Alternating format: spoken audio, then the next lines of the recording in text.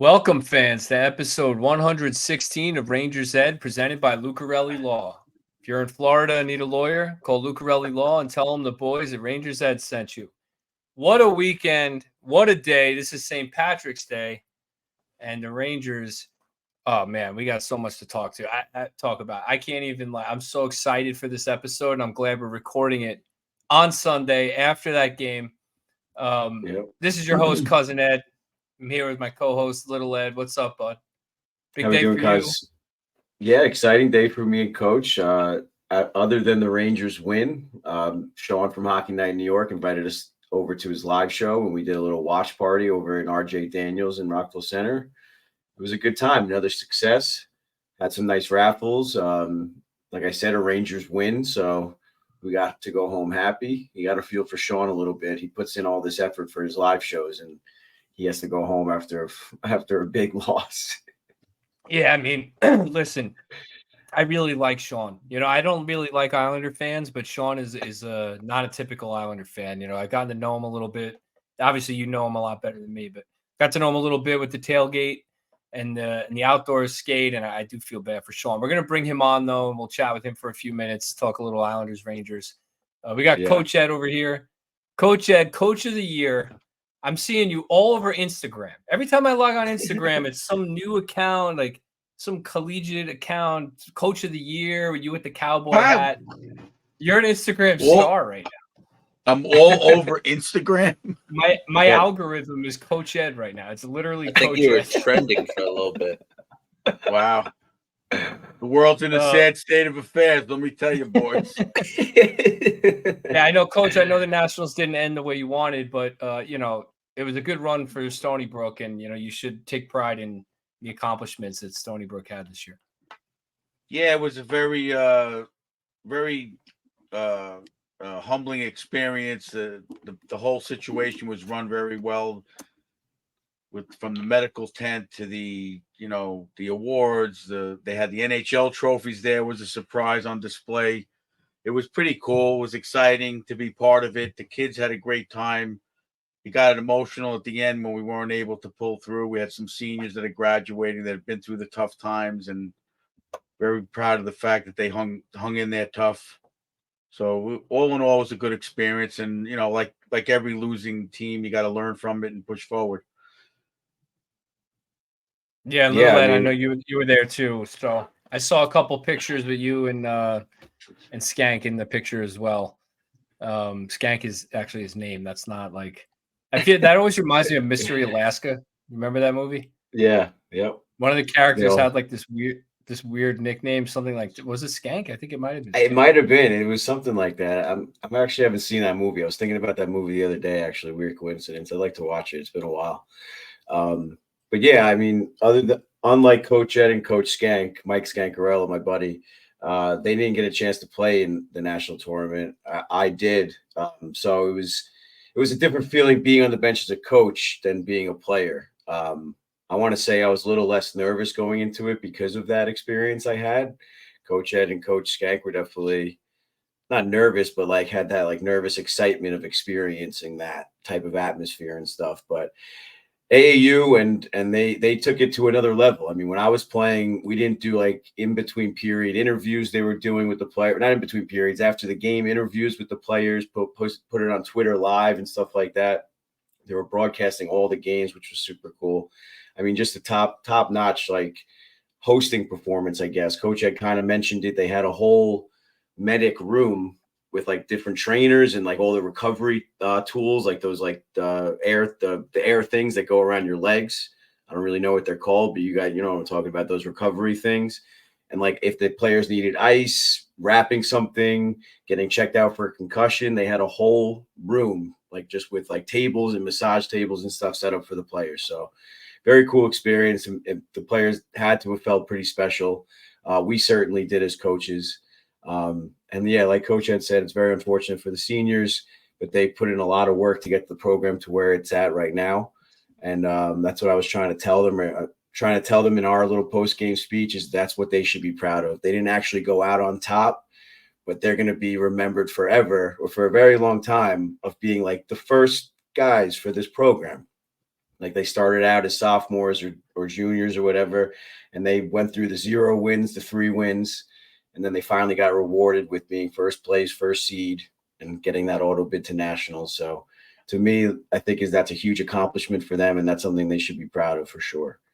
Yeah, definitely. But I think the question on everyone's mind is, did you drive to Pennsylvania with Coach Ed?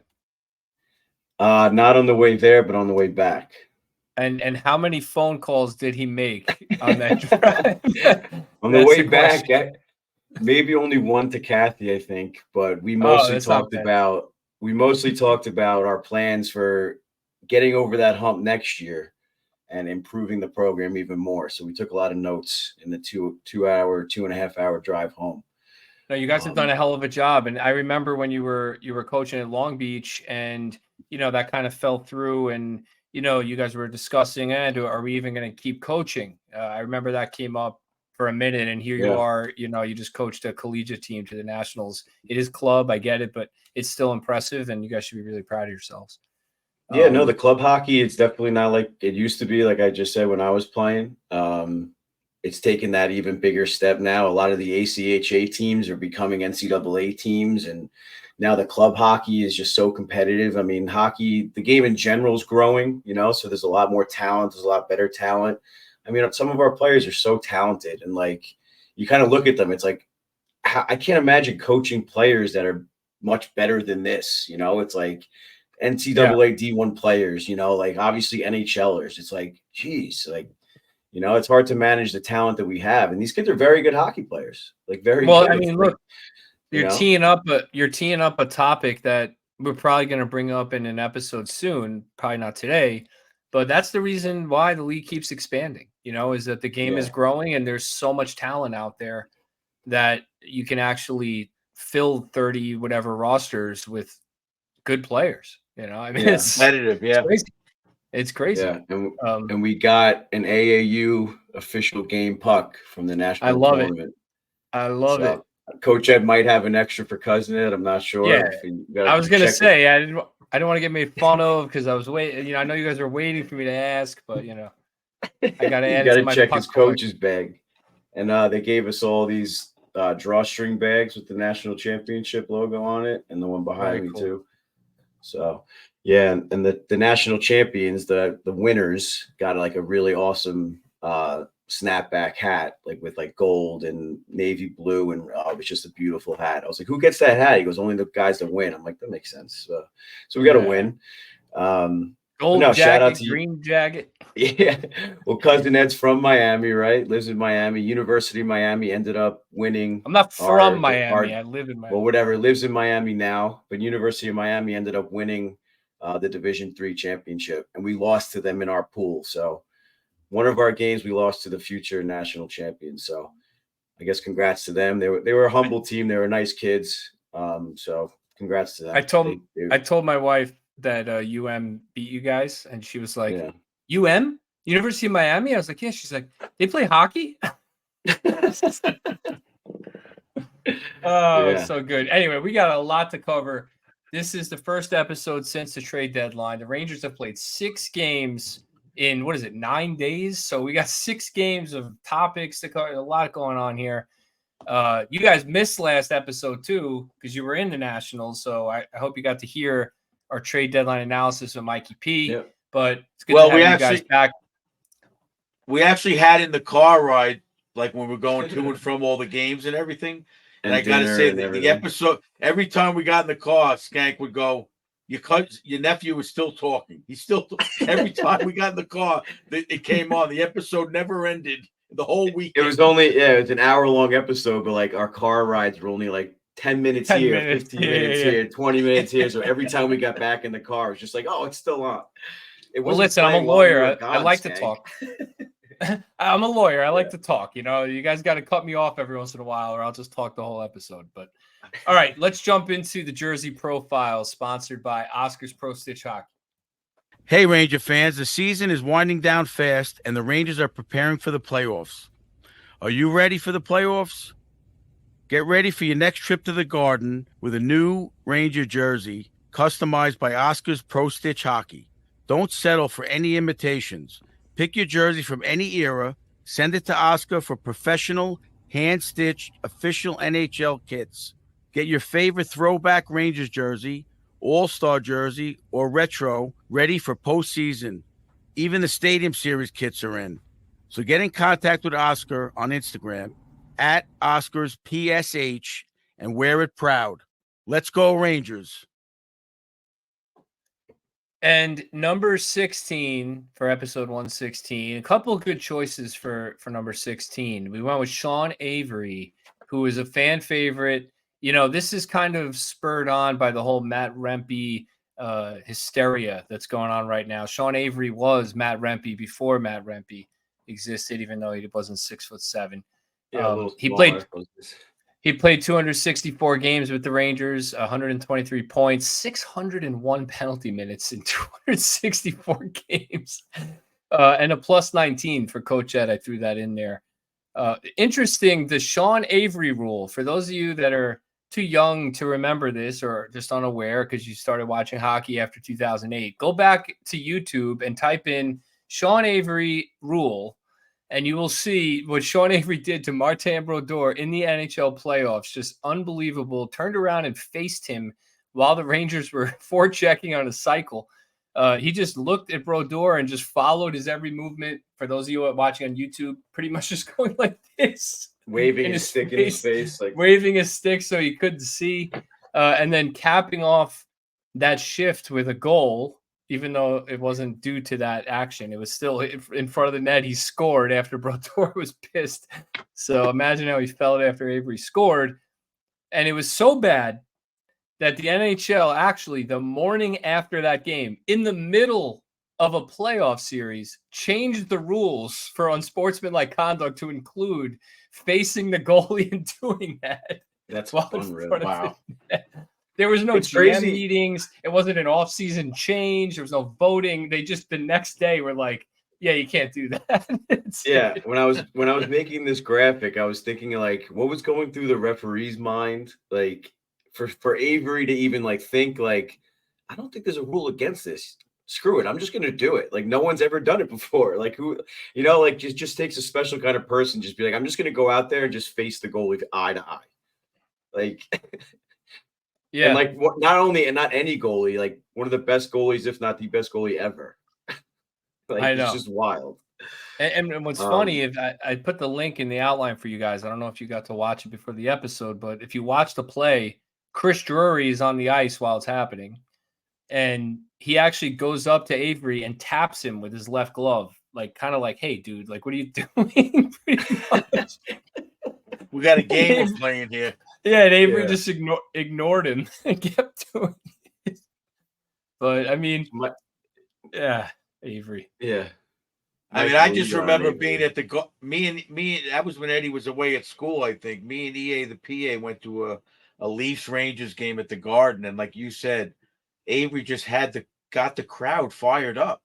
He scored, if I remember correctly, scored at least one goal that game. Had a fight with I forget who was on the Leafs. It was a pretty famous guy. I can't remember, but I mean, it was just toe to toe with guys hitting everything in sight. Crowd going nuts. Just got everything going.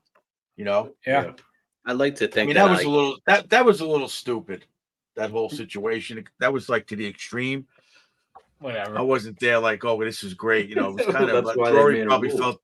Yeah, Drury probably felt the same way. Like, come on, you're embarrassing us now. Let's move on. I modeled like my semi hockey like career after him for sure. He was the type of player that career. Yeah, that was definite like role player that I wanted to be on a team.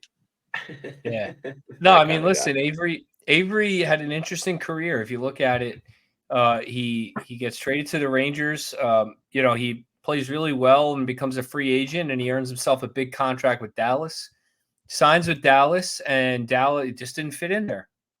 He's a New York kind of player, right? You said, Coach, like Rangers fans really loved his antics. I mean, New York Rangers fans just love these kinds of guys that just create they want a team of tough, physical, frustrating pests. That's what they want. They want those guys that get under the other players' skins. And I guess in Dallas it didn't work out, and they waived him. At the time, it was different. So if you waived the player and they were claimed on waivers, you'd only take half their cap hit. So the Rangers claimed him and took him in at half his cap hit, which is what they wanted to sign him for. And when he got his big contract, so he ended up getting paid and he came back to New York and finished strong. But Avery, a good Ranger, kind of a nut job, but definitely definitely a good Ranger. But anyway, let's jump into the games to cover here. There's 6 of them this week. They started out with a 4-0 shutout against St. Louis. That was Igor's first shutout of this stretch. Then a 3-1 win over New Jersey. A 1-0 shutout at Carolina. Coach Ed said today on the live show that was the big game, and the Rangers really showed up and pulled it out. A good defensive effort. Then I went to Tampa Bay, drove 7 hours in traffic. It's only a 4-hour drive, by the way. It took me 7 hours to get there. I got there 10 minutes into the first period. I missed the first 10 minutes of the game. Oh, Jesus, I didn't know that.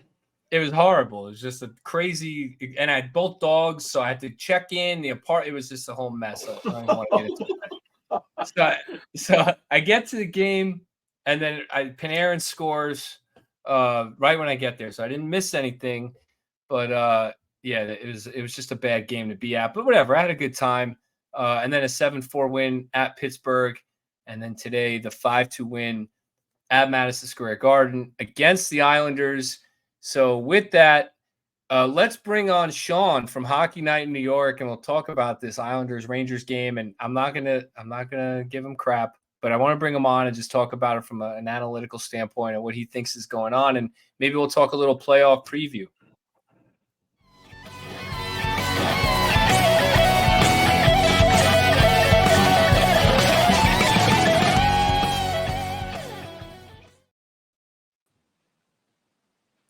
Sean, thank you for joining us, man. What's up, buddy? How we doing, fellas? Long time no see. Johnny. What up? Doing good. And I appreciate you coming on, and always professional. It's got to be tough for you. I was telling them before when you weren't on, I actually feel bad for you. I mean, I don't feel. No, I do. I mean, you're not a typical Islander fan. I'm sure every Ranger fan out there has their opinion of Islanders fans, and Islanders fans have their opinion of Rangers fans. But sure. I got to know you a little bit during the outdoor skate and the tailgate, and you're a good guy. And I mean, you guys put on a hell of a live show today. I listened to it. I was commenting on there. And then, to walk away with that, it's got to be tough for you. Right on. Well, I appreciate that. Yeah, it was a great day. Show was a lot of fun. 2 out of 3 Eds were wonderful as always. Jamie couldn't be there with us, and Mikey as well. But didn't go our way. I joked afterwards at the event when we were wrapping up. I said that this is going to be our last joint event with Rangers Ed, because every time we do something together, the Islanders lose. But they're undefeated. That's just the way it's been going lately. It's a shame for me personally, I guess Islander fans, but at the end of the day, it's just hockey, so no big deal. We'll get this one day. But what do we got? We still got one more game against the Islanders, or 2? I think 2 in April, right? Isn't there 2 more? Yeah. No, it's got to be 1. They play 3. Okay. All right. My mistake. Yeah, I think the next and last one's April 12th, and I think that's at UBS, if I'm not mistaken. Okay. Yeah, it is. There's some big stakes for that one. Yeah. So, Sean, I guess since we last spoke, the Islanders were on a little bit of a hot streak until today. So, I mean, why don't you kind of update us on the Patrick Waugh situation, and I guess how the team has been doing, and what the positives you bring out of like their little streak they got going here. So Patrick Waugh made some line changes. He put 3 centers together on the top line. He had Horvat, Barzell, and then he brought Nelson up there, and he made things look very top heavy. And I remember being like, that's going to be interesting. And that's kind of thinking about how the rest of the forwards were going to look. I was pretty confident that those guys were going to lead the charge there and put some points up. But then you look at the rest of the lineup where you see Pajot playing with Anders Lee and Kyle Palmieri, and then on down, you wonder who's going to, put goals in for these guys. And it's almost like these lines clicked immediately, and they look great. And for those 6 games, it looked like the Isles are finally kind of bought into Patrick's system. Their attack time zone, increased dramatically. They weren't spending as much time in their own zone. The shots on goal were changed where they were actually, winning the shots battles by the time the buzzer went off. So it looked like they were just a different team, and they were finally, kind of breaking out of whatever Lane Lambert was holding them back from. They just looked like the signs of a team that they looked like before they kind of went mediocre, and so it almost looked like, Lou just looking like a genius again, making this big move here, bringing in Patrick Waugh out of nowhere, and it took, maybe, what was it, 6 to 10 games of 500 hockey, but they finally started looking like they figured it out, and they look great, and then they really had me buying in, and now here we are, a week later. And now all of a sudden, they've lost 4 of the 6 that they ended up winning, right? So it's just been that kind of season for this team, and just when you thought they were starting to get it, and they were, maybe not coast to the playoffs, but at least, they looked like a shoo-in, for, 6 games, once after that streak started. Now it's kind of back to, questioning just who the hell this team is and where they're going, because they're just finding other ways to lose. Yeah, I mean, the Islanders 29-38 on the year, Sean. I know you guys hate that, and I always bring it up, but I mean, that's the reality. 29 wins and 38 losses, 15 of those losses in overtime. I mean, I can't help but wonder if even a third of those overtime losses were wins. If they're 34, 23, and 10, even 10 overtime losses, that's 5 more points. Yeah, they're tied with Tampa, 4 points up on Detroit for that, wild card spot. Mm-hmm. What is the inability to pull a game out in overtime 15 times? I mean, first of all, I don't know if you know this, but how many overtime wins do they have? Do they have You know any? what? They do, but it's minimal. I don't have the number in front of me, so I'm a terrible podcast host. But but yeah, no. Listen. They've lost their fair share. They've struggled not only in overtime but in the shootout too. They have a losing record in both instances. So and I've said to you before, as far as the shootout goes, that's a tie and it's a coin flip, right? I'm not going to bemoan a team losing in a shootout, because to me that's not even hockey. But if you want to talk about the overtime session, they get themselves into trouble. They lost in overtime to Ottawa yesterday, because they took a penalty. And this is a team that has to stay out of the box because their penalty kill is so awful. And being a guy that's watched this team since the beginning of the Barry Trotz years, and of course much longer than that, but the penalty kill was almost automatic for them under Trotz. That was their strong suit. And sure, there's been a little bit of turnover with this roster, but for the most part, the guys, the majority of guys that they've been putting out there are the same, and they've known how to play that method, that style to keep pucks out of the net in the PK, and it's like, that they were like body swapped, because they just, it's almost like it went from, okay, they took a penalty but they'll be fine, to, oh god, they took a penalty, it's nearly a guarantee that the puck is going into the net. So not only have they struggled to kill penalties in general, but they've done a really bad job in terms of just taking penalties at the wrong time, and that's when they're up a man already. They've negated nearly, I think, 20 of their own power plays over the course. Happened today, where they'll be up a man and a guy like Matt Barzal gets a stick in somebody's face, or gets, tugs in their jersey, and he gets called for a hook. Paul Mary's been guilty over the course of time. Lee has too. There's been other guys. Scott Mayfield, you guys know very well from the Stadium Series game, and he gifted that game to you guys, right? 3 penalties. So it's been a lot of inopportune penalties and just an inability to kill it. And I've been up and down with Ilya Sorokin. I kind of cut him some slack, especially under Lambert, because they were giving up 35, 40 shots a game. So you're like, eventually he's going to let him in no matter what, no matter who he is. But even now with the shot totals going down, he hasn't been, putting those heroics on display that we've seen in the past, this year. So, I mean, it's hard to have that expectation on your goaltender, but this is a team that kind of has relied on it in the past, and it hasn't been there. And then this is why they're kind of meandering through being a bubble team right now.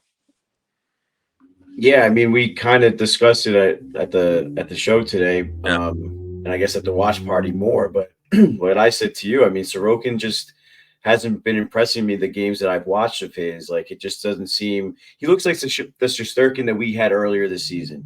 Just not really 100% focused, doesn't have that competitive edge. Like, if he lets in a goal, I don't see him, like, not pissed off, but not like, okay, I'm not going to let in the next one.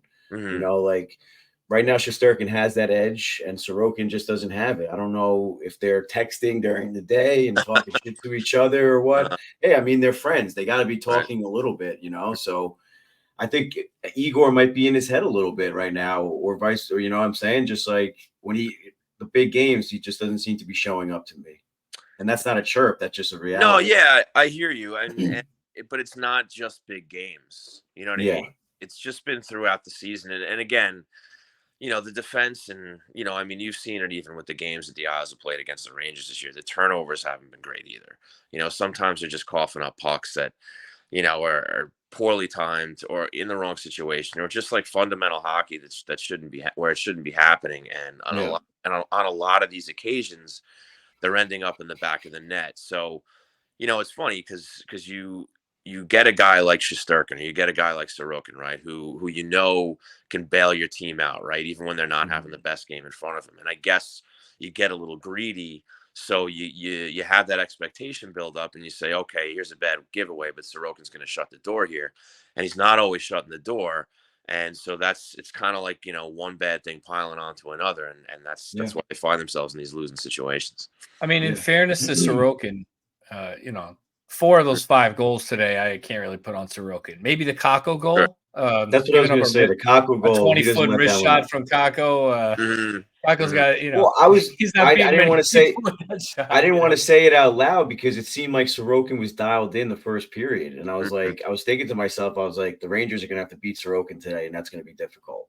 But then it just seemed like the wheels were falling off. I mean, like you said, I guess the bad mistakes by the team, it's hard for the goalie to bail you out of every situation. And like Cousin Ed just said, you can't really blame him for those, but you look for an elite goaltender to bail you out of at least, I don't know, maybe 2 out of the 4, like just to keep the game tight, and Igor made a lot of big saves today too, so it goes back to what Coach always says, Little Ed, puck management. I watched the Islanders struggle all game to break out of their own zone. Sean, I don't know if that's something every game that you're seeing or if that was like a today thing, but I saw a team that really needs a defenseman or two that can move the puck, Well, it's definitely something they've improved upon, noticeably under Patrick Waugh. I mean, that's a big reason why their attacks on time has changed, why their shots on goal has changed. But it's funny. It's become almost more than a joke at this point among Islander fans, is that they are just awful at afternoon games. And I know I've said that to you guys with reference to the Stadium Series game. But you look at yesterday, 12:30 game. They were actually ahead in that game against Ottawa. They let Ottawa catch up and take the win in overtime.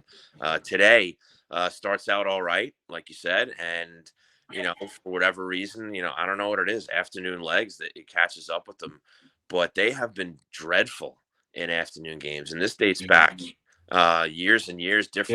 Different players. For whatever reason, and you could say, they get out of their routine, yada, yada. But as we've noted together too, is somebody has to win the afternoon games, right? Everybody's getting out of their routine. Yeah, for some reason, the Islanders just can't win an afternoon game. So I'm not going to sit here and tell you that's the reason why they lost today. I'd like to think that it's something, a little more fundamental than that. But for whatever reason, they just have a hard time. They have a hard time playing a full 60 to begin with. But when it's prior to 3 p.m. on a Saturday or a Sunday, it's even tougher for them. And that proved to be the case not only today, but yesterday as well. Well, I heard Lou's in talks with Yager because Yager's the most all-time. He has the most all-time points in afternoon games in NHL history. So I think Lou's going to try and bring back Yager for next year. Listen, I don't know what the remedy is, but if that's what it is, bring him and the mullet back with open arms. whatever they've been, doing in the afternoons lately just isn't working, and I just can't find an answer for it. Yeah. Yeah, it's funny. So, look, I know the Islanders lost today, and it's been a tough 4 games here for you. But like you said, they did win 6 in a row before that. They are only a point out of a playoff spot. Right. I thought it might be interesting at this point. Every team in the league has about 14 to 16 games left, somewhere in that range. Let's look ahead at the playoff matchups right now and see if we think any of it's going to change. So we got Boston versus Detroit, Florida, and Toronto in the Atlantic bracket, and then in the Metropolitan bracket, Rangers and Tampa, Carolina and Philadelphia. So Sean, let's just go to you. I mean, the Islanders 1 point behind Detroit, tied with Washington. Washington has a game in hand. Pittsburgh sits at 69 with Buffalo as well, and the Devils at 68. All those teams really still have a shot. Mm-hmm. You think Detroit hangs on for that 8th spot? Do you think anything else changes? What do you think is going to happen here at the playoffs? I think the teams that are still in the mix, like Tampa's starting to run away now with a playoff spot. It seems like they're going to be pretty good. But you got Tampa there, you got Detroit there, Philly, Isles, and I think Washington. I think New Jersey's toast. Buffalo's definitely been playing better late. I don't know if it's going to be enough. It seems like it never is for that team. I don't know if they're going to make the playoffs before 2030. But I mean, that's just how Buffalo's been. Every year, it's like, okay, Buffalo's finally going to, take that next step, and they never do. I actually thought Ottawa was going to be a much better team this year, and they fell flat. What the hell happened to Jersey? I know off camera, Eds, I know we talked a little bit about Jersey and how they were expected to be a cup contender, and they had just a world of problems happen. And I think they're finished. They're unfortunate. Sure. And I think, the funny thing for the Islanders is unless Washington's a little bit of a wild card here, no pun intended, but, I thought Washington was going to fade a little faster, and they've hung around. Pittsburgh's dead, and I thought Washington was going to go the way of Pittsburgh, but they're hanging around a little bit. And I thought 3rd place in the Metro was a 2-team battle between the Islanders and Philly that honestly, especially with this recent winning streak, that the Islanders were easily going to win. But now I'm a little concerned about Washington, sticking around and challenging for that spot. So, I don't think Philly's going to hang on to it. I think now maybe it'll be the Islanders or the Capitals. And I've been saying this about Philly all year. Like it's only a matter of time. It's only a matter of time. We're less than 20 games to go. They're still there. So it's kind of, at this point, it might be a little foolish of me to keep that mantra, but I just don't think it's their time yet to be a playoff team. Listen, you can call me a homer or not. I still think the Islanders find a way in, and I think it's going to be that 3rd spot in the Metro. I think the 2nd spot in the wild card is doable, but I think Tampa's finally getting their act together, and they're probably going to pull away a little bit. So do I believe in Detroit? Not 100%, but somebody's got to take that other spot if the Islanders do get in, right? So I still think they have a shot. Obviously yesterday, very discouraging. And it doesn't get any easier. They play Carolina on Tuesday, but the Islanders do play Detroit on Thursday. And that might be, a real big indication on how their season ultimately goes. But, I think out of that mixed bag of teams, I know I'm rambling here, out of the mixed bag of teams that may or may not make it, I think Philadelphia is the team that's the odd one out. Interesting. Yeah, so you got the Islanders in 3rd, the Flyers dropping out, and then I guess Detroit and Washington battle for that 8th seed, or the Flyers are in that mix too for the 8th seed. What do you think? Yeah, I think, I think I like Detroit more than I even like Philly there. It's funny. I was looking at totally from like an Islanders perspective. Like they'll get 3rd and who cares about anything else, right? Yeah, I don't know. I guess Philadelphia could take it, but I don't know. I think maybe that last wild card maybe is between Detroit and Washington, and I'm being super optimistic about the Islanders taking 3rd in the Metro. I was going to say, I mean, I'd like Philly to play Carolina in the 1st round. I think Torts can give them a good matchup. Carolina will probably come out on top, but at least let Philly beat them up a little bit. Listen, I give Tortorella all the credit in the world for how he has that team playing, because I Yeah. didn't see them competing for a playoff spot at all. The fact that they're less than a quarter of a season away from potentially taking third in the Metro, and I guess that's also by extension because the rest of the teams in the division just aren't that tough. Look, obviously you have Rangers, Carolina, and then there's a significant drop off, right? That's just reality. So yeah, tons of credit to Tortorella, a young team. I mean, to the point where they even still technically sold at the deadline, right? Like Dan Briere was like, "This is nice, but I still have a plan. Like I'm still looking to build this team long term, and I'm going to unload Walker. I'll send him out to, to Colorado, right? So, I think anything that they do in their game plan is a bonus, because think about John Tortorella. Like, what are you doing selling these guys off? I'm trying to get you guys into the playoffs, right? Yeah. But I guess they're on the same page, right? So, and honestly, good for the Flyers and for Tortorella if they get him in, because again, I don't think I think I'm far from the only one that saw them being this good this quick this year. No, I mean, look, Sean, I'm with you. I got the Flyers falling out of the playoffs completely, honestly. And it's really because of their next 5 games. Toronto, Carolina, Boston, Florida, Rangers. That's wonderful. That is great news. I didn't know that was coming. That's probably going to be a 5-game losing streak. They've already lost 2 in a row to Toronto and Boston. So a 7-game losing streak. I doubt they even win one of those games. So, I think the Islanders with Sorokin, as bad as Sorokin has been in your mind, I mean, I think it's not really his fault. And he's still the best goalie of all those teams. When you look at all those teams battling, Sorokin is the one that can really make a difference. And I think the Islanders will probably take that spot. I hope they don't, but I think they will. Coach has been quiet. Coach has been quiet today, or this episode at least. My belly's full of Guinness, so I'm just taking it all in. The thing that's got me worried about I don't like you guys picking on Torts and the Flyers. I hate the Flyers with a passion, but I got to root for Torts. No, you can't root for the Flyers, Coach. Come on, what are you doing? I don't want them to win anything. I want them to beat up Carolina, like Eddie said. Yeah. The last thing I'll say on the Isles, as far as this goes, is when they went on that 6-game winning streak, it was a good mixed bag of teams that they should beat, but also teams that, you were happy to see them beat, like Dallas and Boston. They were in there, right? Like those are good teams towards the top of the league where you're like, okay, they may finally be getting it. And that's what I think happened to, for people like me, for fans like me who's watched the team, like, okay, they finally figured it out. They're finally showing that they belong in maybe that top third of the league. I'm not even going to say, top 10, top 5, whatever it is, but just they belong in that playoff picture. And when you see what's happened over these last 4 games to have that undone, you're like, even if they get in, how can you be so confident that they're going to be able to take a team like Carolina down if they do match with the 2-3 there, right?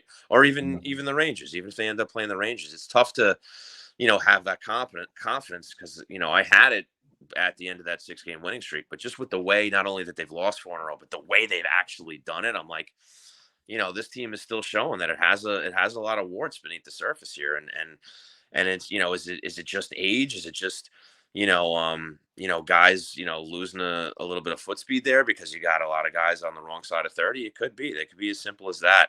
So it's tough to get a gauge here in that 10-game span of the 6 wins and the 4 losses. It's still like it's been a baffling season to begin with, and it almost feels like I'm back at square one, regardless of Lane Lambert or Patrick Waugh behind the bench.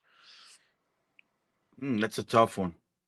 I mean, to me, winning those 6 in a row shows that they have it, and it's got to be something mental. Well, they have the ability. They have the ability. I have a few friends who are Islander fans. They're not as realist as you are. Mm-hmm. And first it was, this Roy thing isn't working out. Right, of course. Yeah. Defense is horrible. Right. Oh, this and that. Mayfield sucks. This guy sucks. Horvat doesn't score. Then they go on a 6-game winning streak, and they're all excited. They're going to win. They got a chance at the cup, and that one.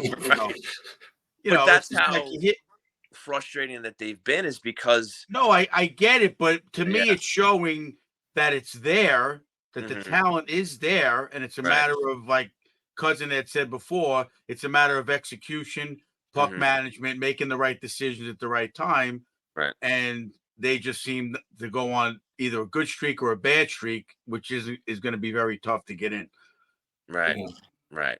I just think it's a mental thing. I think they have the horses. They put pucks in the net. Right. That was the other thing I heard. Oh, they can't score. They can't score. Now that all of a sudden in that 6-game streak, they were winning 6-1, 5-1. Yeah, but they Well, got not the only talent that, to put pucks in the net. but not only that, even in games, actually the majority it happened under Lane Lambert was they were putting up 2 or 3 goal leads on any team in the league. Yeah. It didn't matter who it was. It wasn't just the Ottawas and the Arizonas of the league. They were doing this against the Bostons and, the Rangers 4-1. Hello at Giant Stadium, right? They were doing it against good teams, but That's got to be a win. Yeah.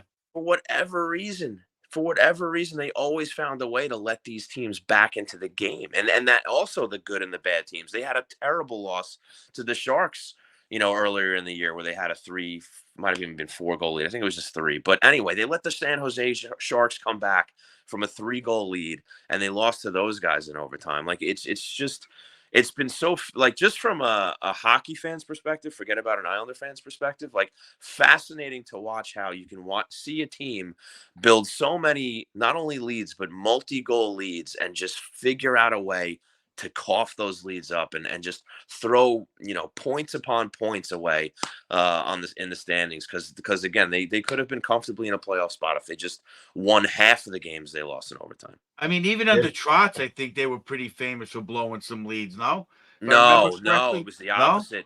No, that was like they were. If the Islanders were going into a third period with a lead, it was like, end the game now.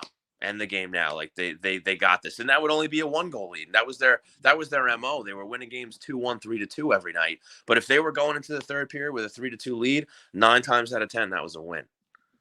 Well, then there again, that comes down to, the coaching of the puck management and the execution. It all starts in the defensive zone. I preached that. We talked about it so much. That is a fact. You got to get the puck out. And when those giveaways happen, then the confidence is lost. Mm-hmm. The next giveaway comes, then the grabbing comes, then the slashing comes, and it snowballs. It's a mental thing to me. That's any team in any sport really, but in hockey especially, that confidence is shattered. Mm-hmm. It's a hot potato. They're just giving up the puck.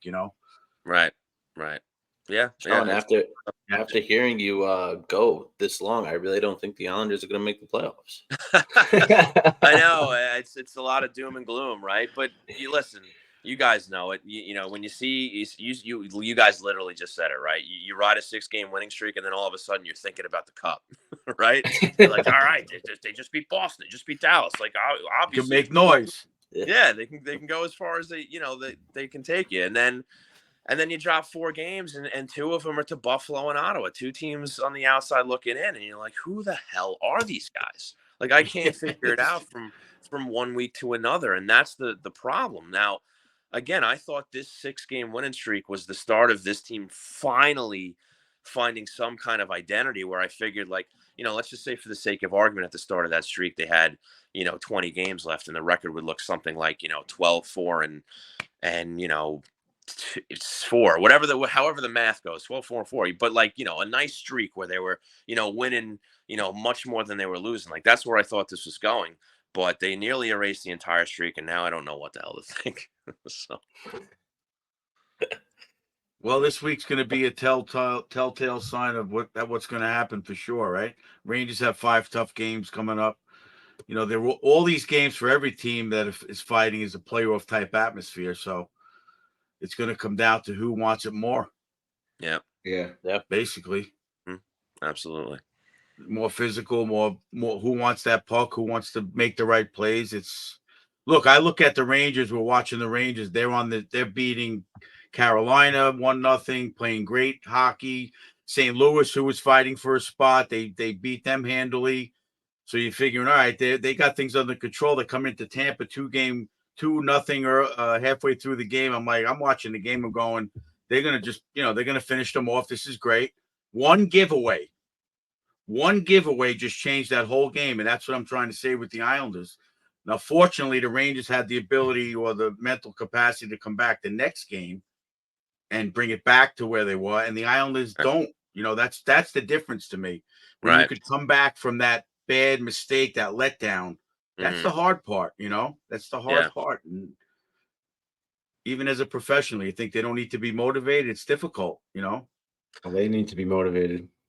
Yeah, for sure.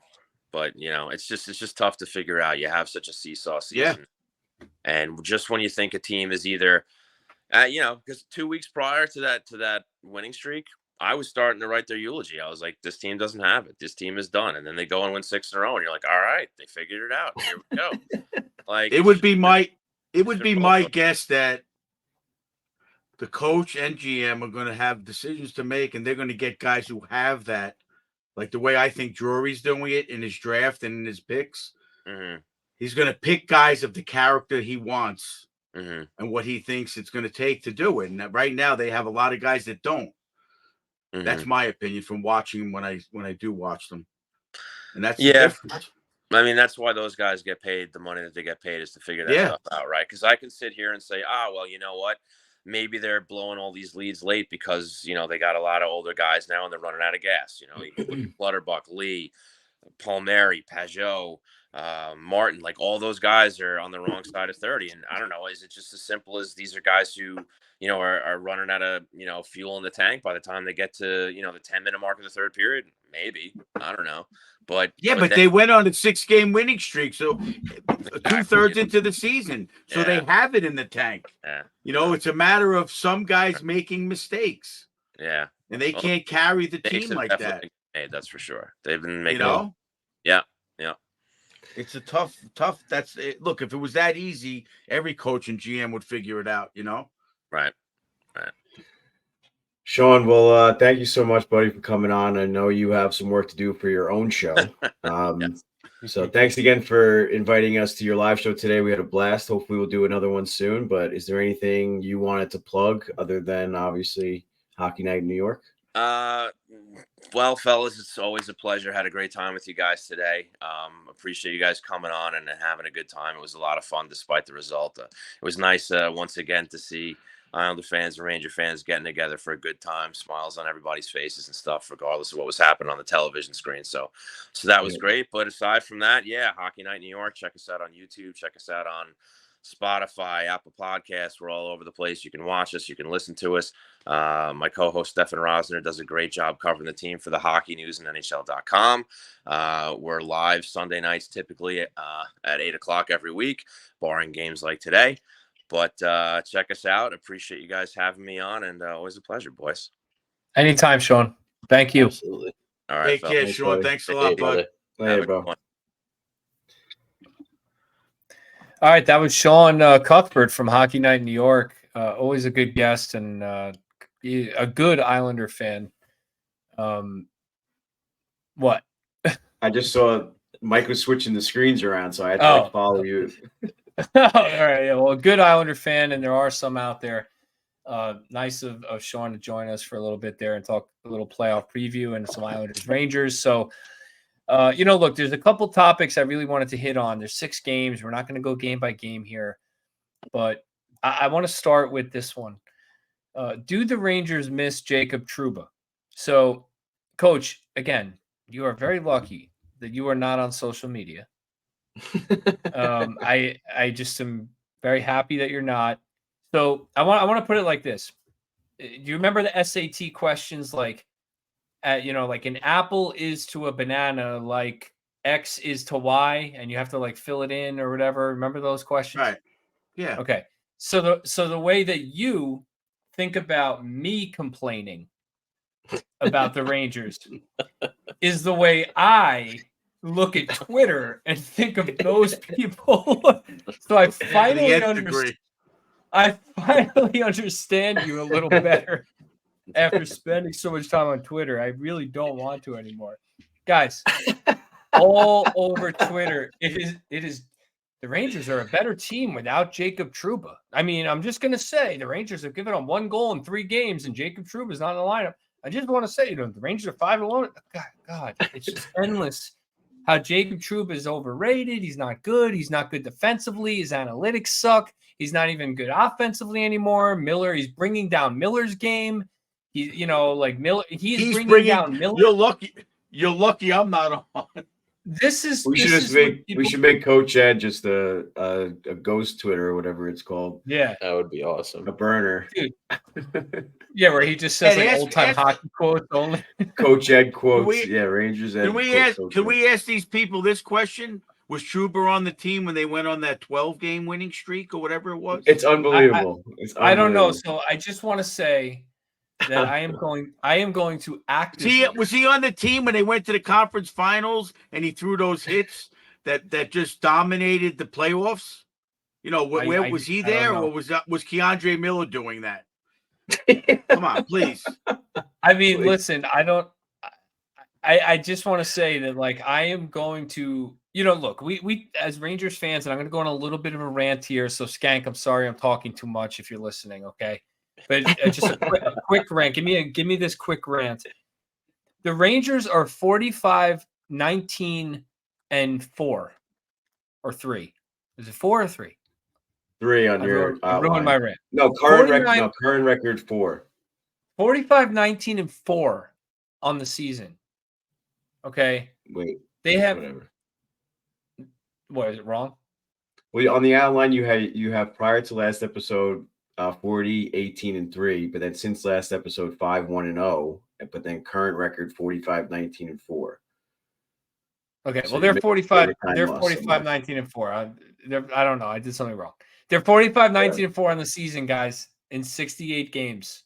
They've won 45 out of 68 games this season. And they did that with Adam Fox missing a month, Igor Shesterkin not being Igor Shesterkin for 2 months, Capo Caco missing 25 games, not having a legitimate third-line center for 3 months, right? Mika Zibanejad not scoring a 5-on-5 goal for 3 months. Yeah. And they're 45, 19, and 4. So, like, I was thinking about this today. I'm reading Twitter, and I'm like, I'm just over-complaining, I think. I just don't want to complain anymore, because every episode I come on here, and I'm like, all right, Zibanejad hasn't done this. Panarin's giving away the puck. There's all these little things that we can complain about game by game, but the Rangers just seem to keep finding a way to win games. Team effort. Look at this. Zach Jones steps in. How good does he look? Right? He looks awesome. It's a win. Doesn't matter. Trouba's out, win. Lindgren got hurt today. Somebody else is going to step in. There's a Ruedel guy, and he'll look good. This team is just winning games. They're well coached. They know how to win. They've been to the conference finals. I'm just going to have a little bit of faith, little Ed. I'm just going to have a little bit of faith here. I'm going to try to stop complaining about the little things that annoy me, because they're not perfect. And it's all because of Twitter. Twitter has shown me what I am to Coach Ed, and I don't want to be that to you, Coach, because it is really frustrating. Fans, if you're watching on YouTube, you just saw Cousin Ed get broken by Twitter. Live action get broken. He's coming over to the positive side. He's a grown man delivering pizzas on a bike. It's just horrible. It's like the fans are on there like, they're like, oh, Lindgren's hurt. Like, he sucks anyway. I'm like, what are you talking about? Like, you're just like, he sucks anyway. It's just ridiculous. It's like, this is what I'm reading. This is what I'm trying to promote a podcast on Twitter, and I'm like I'm gonna have a heart attack. First of all, could you imagine your father reading this stuff? He would break a phone every day. No, he's anyway. Yeah, we're picking on things on our podcast, but I think we're more picking on things that we feel they need to win the cup. Yeah. We need Keandre to be better defensively, in my opinion, and offensively to get over the hump. We need Zibanejad to score at even strength to be in the playoffs and make a difference. We're not saying he sucks. Well, sometimes I do, some guys, but we're picking on things that we need to get over the edge, to get that edge and get there. I'm not going to say Trouba shouldn't be in the lineup, because that's just, I don't even know how to even answer that. But, it's absurd. It's absurd, man. It's absurd. He's in the top in hits and block shots as a defenseman. The guy kills penalties phenomenal. He's part of their penalty kill. I mean, come on. Plays 20 minutes they- a game. Well, let me. So they won let me- without Fox in the lineup let for me how give many this to games? you, Does that mean Little Ed. Fox sucks? Right. Exactly. They're better Exactly. without Great Fox. point. Great point. Get rid of Fox. Let me give you this stat, Little Ed, and I'll let you talk about Trouba because I know he's your boy. Adam Fox in the 6 games without Trouba, 21 block shots. That boy. You never see that. You don't see that, right? Do you want Adam Fox blocking 21 shots in 6 right games? now, no. I In don't. the playoffs, sure. I'd rather No. Jacob.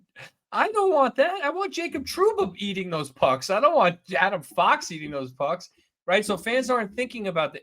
If Trouba's not there to block those shots, who's going to block them? Right? Schneider and Fox. Schneider, fine. But Fox, I don't want Fox blocking 21 shots in 6 games. I just don't. No. I don't know. What do you think? I mean, to me, you hit the nail on the head. It comes down to, which I've been saying for like a year and a half now, with the Rangers culture and their minor league team and their coaching staff. These guys are ready to just fill in and they're hungry. And that's what it comes down to. They're in it. You got Schneider playing big minutes now. He's not missing a beat because he's playing 8 more minutes a game or 6, whatever the number is. And they're ready. These guys are ready. And that's because they were given chances in certain situations and they're ready. You know, they're paying attention. Their character is good. You know, just be happy right now. Don't say let Trouba stay hurt. You know, come on. Yeah, I mean, yesterday during the Pittsburgh game, I briefly took over Twitter.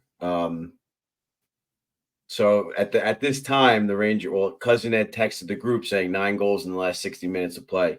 So at this time, I wrote to all the fans that said the Rangers are better without Trouba, 9 goals against in the last 60 minutes of play. Trouba eats minutes and pucks and throws hits, which are all key components of a team playing 5 games in 7 days, kind of like what your schedule looks like during a playoff run. So to all the fans out there, if you think the Rangers are going anywhere in the playoffs without their captain, Jacob Trouba, got nothing else for you. I mean, we're on a tail end of the 5 games in 7 days. Yeah, sure. Can Zach Jones handle the first 4 games, 3 games, whatever, or Keandre for that matter? But now we're looking at the tail end of that 7-game stretch, or that 7-day stretch, I should say. And the wheels start to come off a little bit. That's where Trouba comes into play, where he can sustain that play for a whole 7 games or 5 games in 7 days or whatever, eat those minutes, because you don't see Zach Jones being able to play 25, 30 minutes a game. I mean, especially in the playoffs when there's an overtime situation that can go multiple overtimes, you need players that are going to be able to play at that level for 20, 30, 40 minutes. Some of the defensemen in the playoffs play, right? Like, it's crazy. And you're going to need the physical play for those 20 minutes. Exactly. That's what I mean. It's going to be hard physical play. Sustaining that type of play, his body's been through it. He's strong. Like Zach Jones, players like that, they're not there yet. Maybe one day they will be. Zach Jones has taken a huge step. Don't get me wrong. I turned around on him this season. He's going to be a great 6th, 7th D for them in the playoffs, but he's no Jacob Trouba. And I said it to you guys in the group chat. Jones goes behind the net not yesterday. Was it yesterday? Yeah, against Pittsburgh. Goes behind the net with Malkin on his back. Pretty much just lets Malkin take the puck. They get a scoring chance. Trouba's not letting Malkin take that puck. That's for sure. Right. And Little Ed, you hit the nail on the head. Withstanding the punishment, but also dishing the punishment. Making it hard for guys like Jake Gensel and Sebastian Aho to withstand a 7-game series. They would much rather play a 7-game series with Zach Jones in for Jacob Trouba than face Jacob Trouba in those 7 games. That is part of it. Are you kidding me? Yeah. You cannot have 20 guys in your team who are two-way studs. It's just not going to happen. Everyone's like, oh, Lindgren's a black hole offensively. I said it about Bonino. Bonino's a center. You can't have a black hole at center. Fine. But at defenseman, Lindgren doesn't need to produce offense. Trouba doesn't really need to produce much offense. I mean, a little bit here and there. Right. But nothing like Lindgren's pass today. That's great. That's a sick pass to Cooley. Yeah. Unbelievable pass. He doesn't have to do much more than that. That's not his role on the team. You know, it's like fans don't understand roles. They just want – it's like if this were a video game, If this were a video game, like, sure, I would probably just trade Trouba and Lindgren and just try and get guys who are super fast and like stick handle well, right? Like that's what I would do. But you can't have 20 guys that do that. You need to have like 5 to 7 guys that do that, and then you need to have guys who Just block shots. Just look at the 2 games with all the high scoring. If he's in that game against Tampa, it could be a totally different game. Like you just said, you have Kucherov, Stamkos, Point, not worrying about getting hit going through the middle. No Rempe, no Trouba. Move. They're able to move freely wherever they want, pretty much. Yep. Without that threat of looking up where's number 8. And then you go to Pittsburgh, the same thing. Pittsburgh is a bad team this year. They got 4 goals on the Rangers. The Rangers had to just keep coming back from it. With Trouba in that lineup, you think Crosby's not looking where Trouba is when he's on the ice? Thinking about that hit in the playoffs 2 years ago? It's just a different, like you said, mentally, it's a different mindset for a player when they're out against him and they're out against other players. So now, Lindgren hits, but he's not 6'6". Yeah. And fans out there, just real quick, fans out there, like, we're not trying to like rip on you. If you're the one saying this stuff on Twitter, I mean, that's why our podcast is called Rangers Ed, not just because all of our names are Ed, but we're trying to educate the fan base because we actually have played the game, coached the game, been through this stuff. So we understand the different roles, but go ahead. No, it's not only that. And look, everyone can think differently. You can adamantly think that Trouba is, I don't know. You can look at analytics and you can say he makes too much money. That's fine. You can have that opinion. You don't have to agree with us, but I think it's absurd. I really do. I think it's an absurd opinion. But you're wrong. I do. And you probably think things I say are absurd. So like this transitions into Lindgren because look, Trouba makes $8 million. So if somebody came to me and said about Trouba, the salary cap is prohibitive and Trouba's salary needs to be moved because X, Y, and Z. I can have that conversation. I think that's a different conversation than the Rangers are better off without Trouba. That's a legitimate roster construction concern, right? Same thing with Lindgren. Lindgren's due for a contract next year. If you think maybe the team should move on from Lindgren from that perspective, we can have that conversation, and that's different. But to say he sucks, well, guess what? For those of you that don't like Lindgren or think he sucks, he's probably going to be out for a while. All right. He got a lower body injury. He didn't return to the game today. It looked like a really bad injury. I'm really hoping it's not an ACL. I don't know. I mean, first of all, what do you guys think of that injury? The look on his face doesn't give me a good feeling because he's a warrior. When he gets hurt, he doesn't really show much emotion or pain. So for him to show the pain, I think that's a bad sign. Yeah, I second that. Say. No, definitely. As soon as I saw him yelling and screaming, it was real. So, yeah. Just got to keep the fingers crossed. I didn't really get a good look at what happened. I was kind of crossing my fingers that Lindsay had said it was his knee, definitely. I really didn't get a good look at it. I was hoping it was more the ankle because that's a better injury to come back from pretty much, I think it's the opposite. Everyone says that the high ankle sprain is the hardest one to come back from. And nowadays, like the knee is just kind of like almost like a quick, easy surgery. Whatever it is, I hope it's for the better. I'm just always like, maybe it's old school. I'm just worried about the knee more. If it's an ACL, it's 9 to 12 months. He's out if he tore his ACL. What am I thinking of? MCL then? No, you're thinking of if he like sprained his knee. No, but I think the fear is a torn ACL here is the fear based on the way it looked. Anything that's a sprain, I'm not worried. He'll be there game 1. Right? There's 15 games from the rest. I'm not worried about if he sprained anything, he'll be in the lineup game 1. But if it's a tear, it's different. And it's a concern. I mean, look, you go and pick up a Ruedel. Jones has stepped in and played well. Trouba should be back for the playoffs. But, look, I guess the question I have for you guys is let's say it's the worst case scenario and Lindgren is out to start the playoffs. And let's say Trouba is back. I mean, what do you do at that point? Because Miller and Schneider have looked pretty good together. Trouba's back. Do you put Jones with Trouba and Miller with Schneider? Do you put Miller with Trouba and go Jones-Schneider? That's a risky proposition there. Although they've looked good. The question is who do you put with Fox? Probably Gustafson, right? I would think he played with Fox. Yeah, he earlier did the fill year. in. He filled in earlier. Yeah, that's true. I think you do that.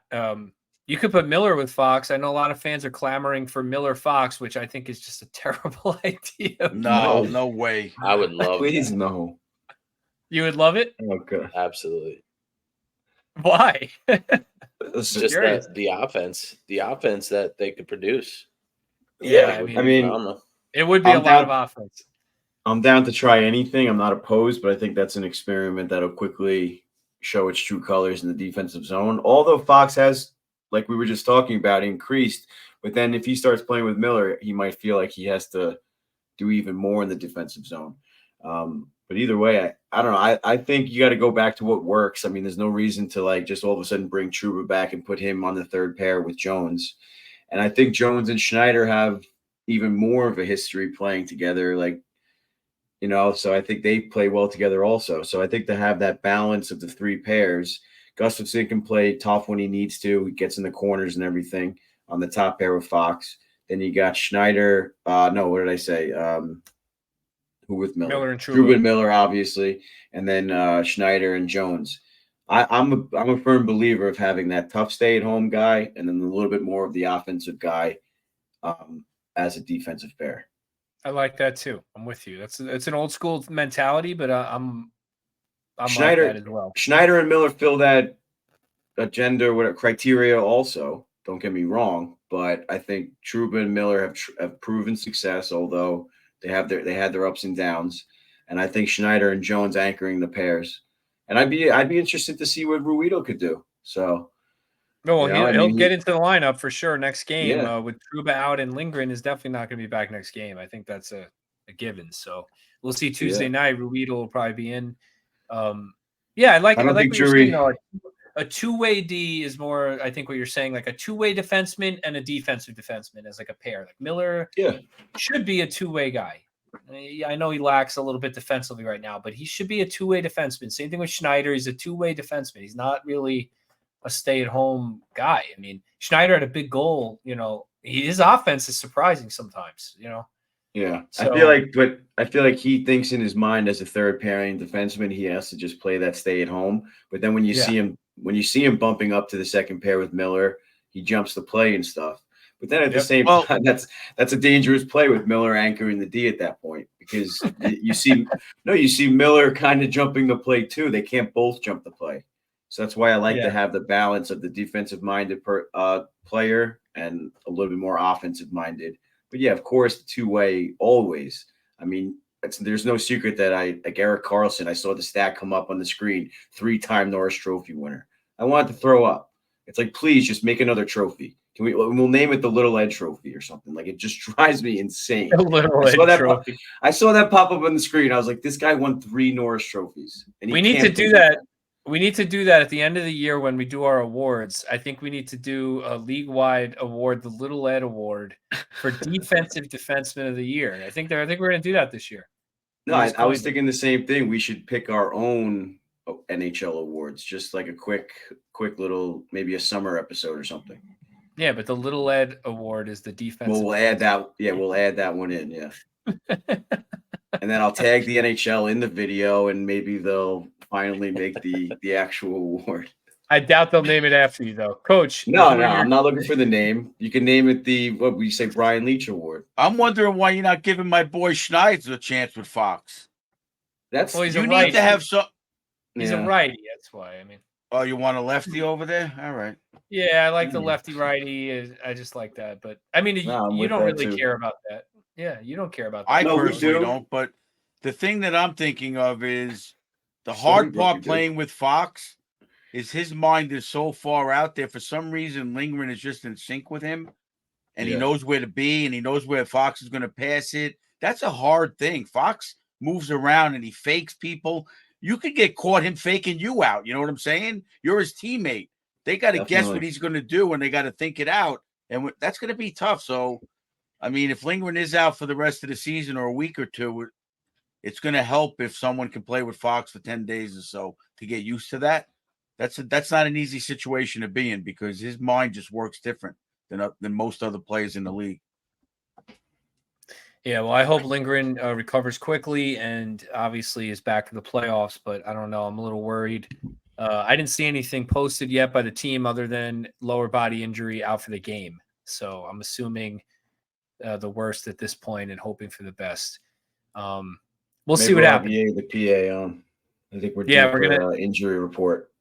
I think that's a good idea. It just happened today. It's a little short notice to throw on her, but definitely there's plenty of looks on the replay, and we'll get her back on next week maybe. But all right, before we move on, we got to talk about Artemi Panarin real quick. Third fastest active player to 500 assists in 657 games. That's behind McDavid and Crosby. McDavid 527, Crosby 554 games. This year he's up to 90. What is it? 4 points now? 94 points on the season. He's on pace for 113 points. He's got 27 multi-point games. You see the graphic there on the screen for those watching on YouTube. I mean, wow. Like this guy, 5-point game against Pittsburgh, unreal. He just, I say it all the time. I know it's kind of like a meme at this point in our group chat, but like he just farts points out. Like he literally, he can just have like this average game where he doesn't really stand out, and he's got 3 points. I'm like, how does this guy have 3 points? You know, I mean, he's just such a talented guy. And coach, they showed the graphic, the first Ranger to have four straight or 4 90-point seasons. Panarin. He's going to break 100 this year for the first time in his career. I mean, is he a legitimate Hart Trophy candidate? And I know what you're going to say, Coach. Do you think he's turned a corner with the shaving his head thing, and now he's got a chip on his shoulder come playoff time? Because that's really when it matters, right? That's what's going to matter. I mean, is he a candidate for the Hart Trophy? Statistically, yeah, but is he as a dynamic player on the ice as McKinnon, McDavid? When you know what they're doing, to me, when you watch McKinnon and McDavid play, they're in a different level, kind of. I'm not, of course he's putting the points up. I can't take that away from him, but it's a tough debate. I would say he's in the discussion. I don't think he's going to win it. He would have to blow them away in points. I hope he does, because me and Little Ed have a futures bet on it for like $1,400 if we win. So well, I hope he does too, but I just don't see it. I mean, Kucherov is leading his team, and he's well ahead of him by like 15 points already. Yep. And the way Kucherov turned that game around against the Rangers was freaking almost unwatchable. Yeah. Yeah. I mean, to me, like obviously the Hart Trophy, I think another trophy that has lost its meaning. So I guess we'll definitely have to do that episode. It's the MVP of the league, right? So to me, I interpret that as like if you take that player away from the team's lineup, where would they be? Obviously Panarin putting up 100-point season or close to it right now means a big thing for the Rangers. But I think if you pull him away, the Rangers are probably still a playoff team. I mean, there might be people out there that argue that, but I don't know. It'd be close. Cousin Ed's shaking his head right now, but I think it'd be close. I think they do have the firepower. I mean, it probably wouldn't happen, I guess, but they do have the firepower that they could. A team like, I guess, the Oilers without McDavid in the beginning of the season when McDavid was hurt or on his slide, the Oilers weren't the Oilers.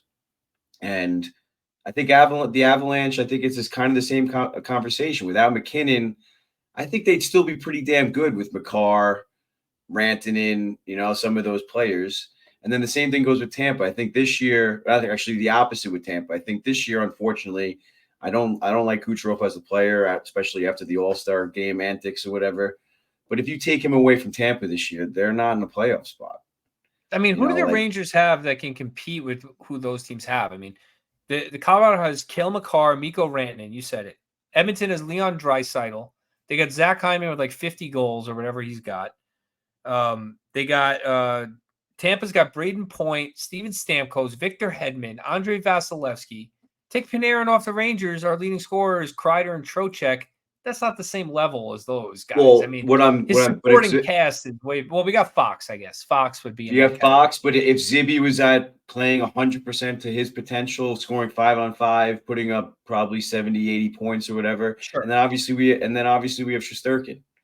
You know, so all of those players that you just named, plus Shesterkin and net, should be able to get into the playoffs. I give you Shesterkin. He's the best goalie of the group. Vasilevsky, Shesterkin, but I don't look know. at it. Look at it like this. That's an argument you could go on with for a long time. It's close, but you take McDavid out of that lineup. Does Draisaitl put up those points, and does Hyman? He should. Put up those points? I think that's that team. I mean, I know I said it before. That I don't know if Hyman. I don't know if Hyman gets 40 goals without McDavid in the lineup. Yeah, probably not. Probably not. I'm not saying Draisaitl would. Draisaitl, I think would, but Draisaitl would, but I don't think Hyman does. And I'm not taking away from him because he's in the right spot to get those goals with McDavid, which isn't easy. Again, it's like I said with Fox. You got to wonder what McDavid's going to do when you got to get open. You got to figure it out. You got to almost put yourself in his mind and in practice or whatnot. So it isn't easy, but I don't know if he puts up those numbers. So McDavid is very valuable to that team in that way. And Draisaitl probably doesn't put up the same numbers without McDavid. Does well, but he adds to it. He raises the level of a lot of players. I mean, Draisaitl Panarin raised the does Panarin raise the level of a lot of players on the team? I don't know if it's the same. I don't think so. I say no. Trocheck is going to have 80 points playing with Panarin. I mean, I think Trocheck raises the level of him a little bit. I don't know. I don't know. I give that. It's a tough one. Yeah, it's an interesting conversation. Trocheck's putting up 20 goals, not 40. Well, he's going to get 30 this year. I think he's opening up more ice and opportunity for Panarin. In my opinion, it's just a good combination. Does Trocheck do without him? Probably not. Yeah, it's an interesting. Yeah, it's like chicken or the egg, right? Like together, they're good together, but worse apart. So you can't really put it on either one. But real quick before we move on to broadcast banter, I know Cousin Ed has one he's chomping at the bit to give us. I just got one. We haven't done it in a while, but Cousin Ed's got a good one. But before we move on, Ryan Strome. Perfect example with Panarin. Yep. He was a great player. Trocheck, I think without Panarin, he'd still be a good player, but he's not going to be putting up the points, not nearly the amount. You know, like if he, in the beginning of the season, he started out on the third line, right? Wasn't Hedl up on the second line? Yep. If Trocheck stayed on the third line, he's not having the season he's having right now. Am I upset that he's moved up to the second line, is performing as well as he is? No, absolutely not.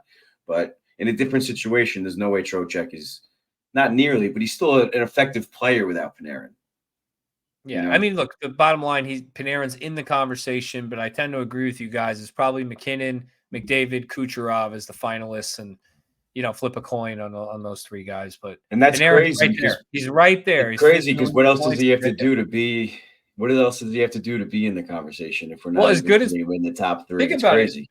Just think about how good Panarin's been this year. It's been unbelievable.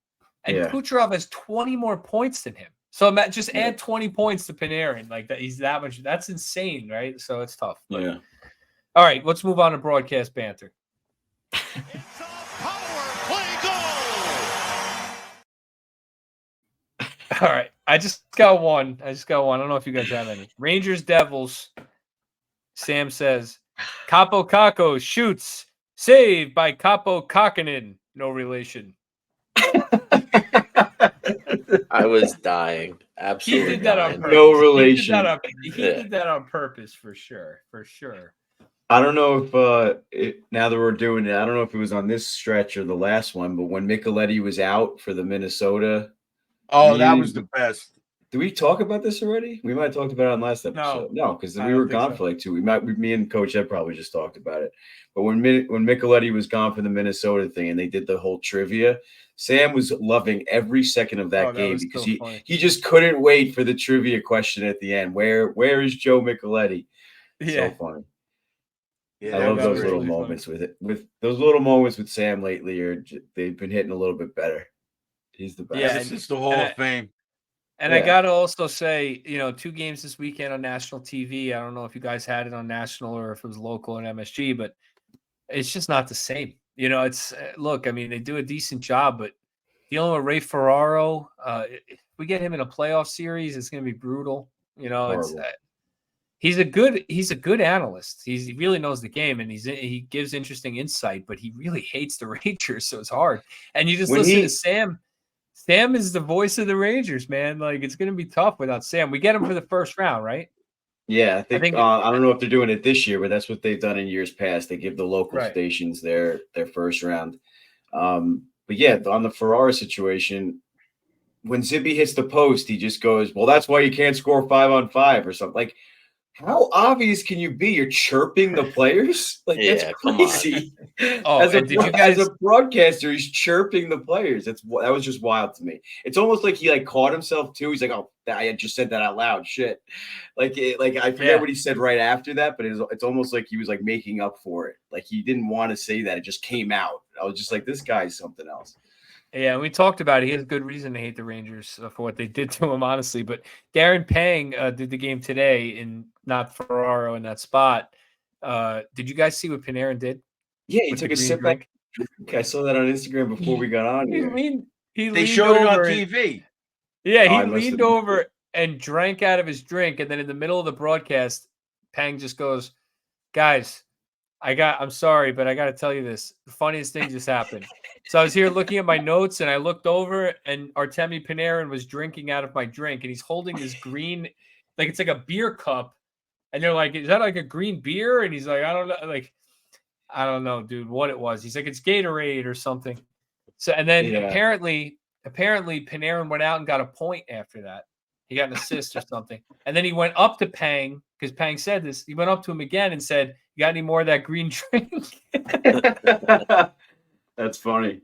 Now Panger's going to be under investigation for drinking in the booth or something. Now, Panarin will get suspended or some shit. Yeah, exactly. So anyway, good stuff on those broadcasts. All right, let's shift over.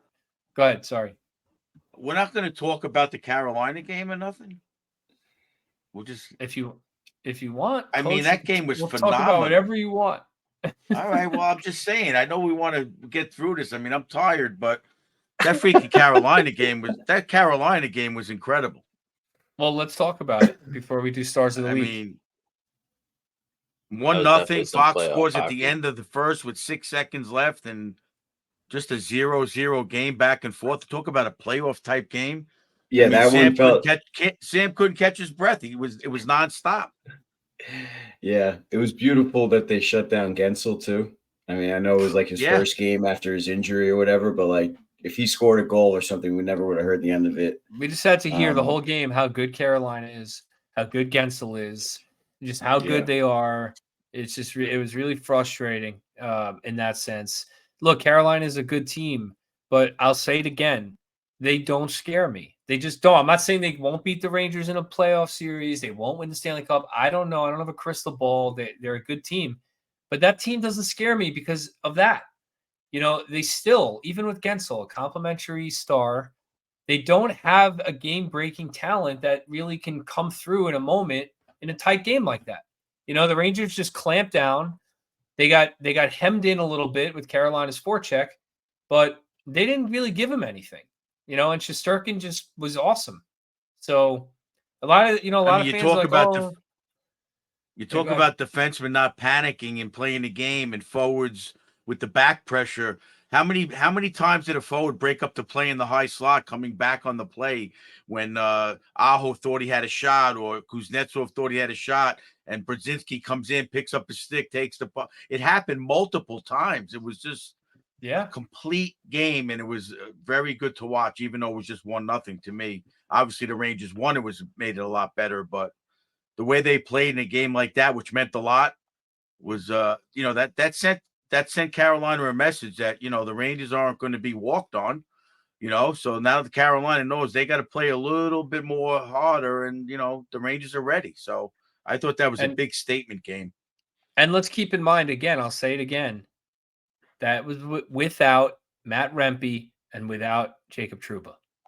And they will both be back in a playoff series. And the Rangers are a different team without those two guys in the lineup. They just are. I mean, they're both physically imposing players. They really are only two physically imposing players, not physical players, but physically imposing. Well, you and got it makes Cooley. You got makes a Cooley. huge difference. Cooley, that's true.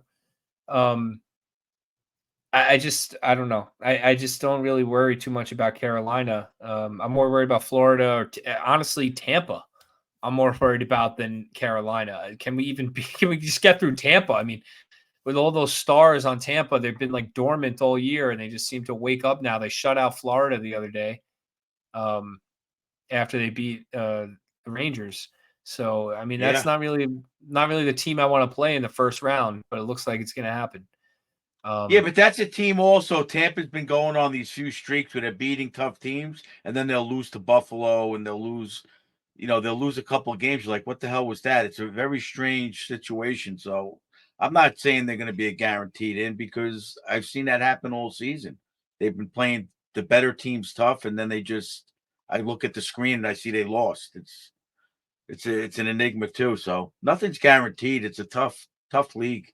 Very streaky this year for everybody. Yeah. Little Ed, any thoughts on the Carolina game before we move on to Stars of the Week? It just felt like a playoff game to me, and I think it easily could have been a 0-0 game. I mean, Fox's goal, it came from hard work, but it was kind of lucky bouncing off a Shea skate.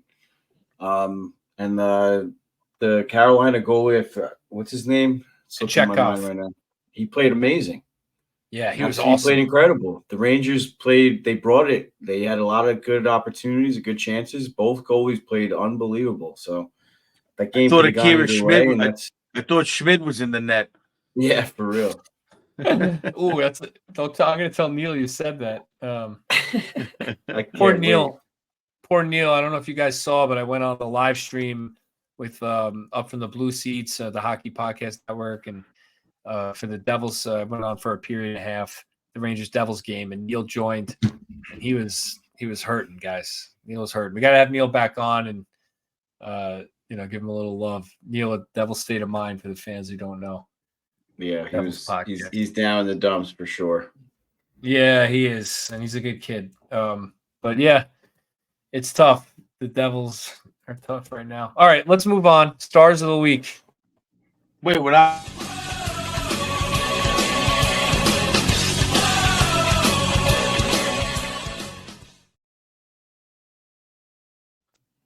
Now, Mikey, for the Islander game. Mikey, for the cold opening, you got to put me trying to transition to Stars of the Week and Coach Ed saying, "Wait, we're not going to talk about the Carolina game," and that's it. That's the cold open. All right, Offensive Player of the Week. Let's start with Little Ed. Who you got? Oh, you got to go with the Breadman. Just farting out points again. I mean, what is this? I think this is my third one in a row, maybe fourth in a row. You can't give it to anybody else right now. It's unbelievable. Agree. Coach. My fantasy boy. Panarin? Yeah. I'm surprised you didn't pick Trocheck. Same. Mikey's got Panarin as well. Yeah, I haven't erased this in a very long time. Panarin's an easy one. All right, Defensive Player of the Week. Little Ed. Going back to you. Me again. I'm going with Shesty. Take away the Tampa game. I think the Rangers kind of just fell apart in front of him. Take that game away. He's just been playing amazing. How long? It was 130 minutes without a goal or something like that? Take it away. Leave that game in. 3-1, 935 save percentage, 1.75 goals against, 2 shutouts. Yeah. You can right. Take that game Leave out. Leave it in. Take that game out. He's given up 1 goal in 3 games. It doesn't matter. I picked him also. Coach, who you got? I got Foxy. I think he's been, especially since Trouba's out, like you guys said, with the block shots and that Carolina game. He wasn't physical like Trouba, but he was boxing guys out in front. He was behind the net getting the puck, and he was just an all-around game that game. I thought that was a big stage to do what he did, and it was a good game to watch. Oh, yeah, I definitely had Fox also, but I erased it. Mikey, going with Coach Ed's favorite. Yeah, I gotta give Schneid some love. Kid's just playing phenomenal, especially with Trouba out. Like, we've been saying it all episode and all season. So, you sent me that article. How do you read that article and not just go, "Wow, this kid is just amazing"? Yeah, You know, I like I don't know if you articles guys read it. like that. So the I don't know if Athletic you hired. guys read the article. I don't know if you guys read the article that Eddie sent me or not, but just an amazing, just the fact if Keandre could take a bit of that and say, I want to play defense better and learn it and go to Housley every day. And could you imagine the player he could be? Just that character is just incredible. It's unfortunate, but you can't teach that kind of stuff. So no, you got to have Yeah, it. Schneider. So That's the why- Athletic hired a writer whose goal when they hired him for the Rangers, they took him from the Avalanche. I think his name is Peter Baugh or Boff or whatever.